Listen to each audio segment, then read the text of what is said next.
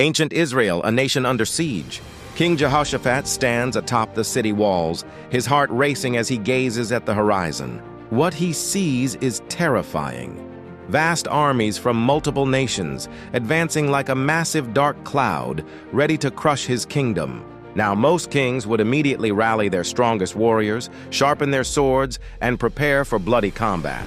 But Jehoshaphat, he does something that seems absolutely crazy at first glance. Instead of sending his mightiest warriors to the front lines, he arranges for singers and musicians to lead the army.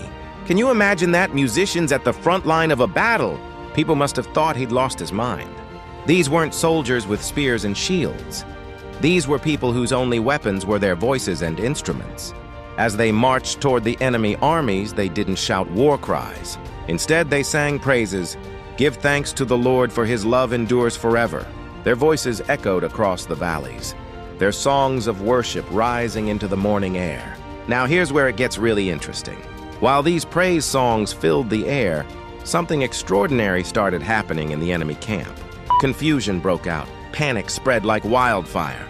The opposing armies, for some inexplicable reason, began turning their weapons on each other.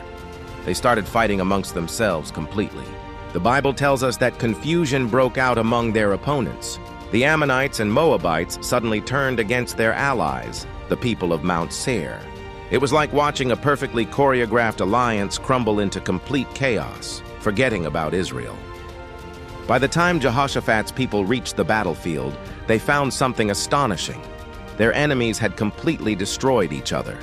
The battlefield was littered not with Israel's casualties, but with the remains of their enemies who had fallen by their own hands. This wasn't just a victory, it was a miracle.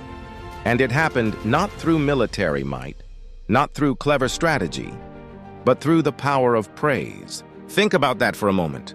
The very act of praising God had created such chaos in the enemy camp that they defeated themselves. This story teaches us something profound about the power of praise.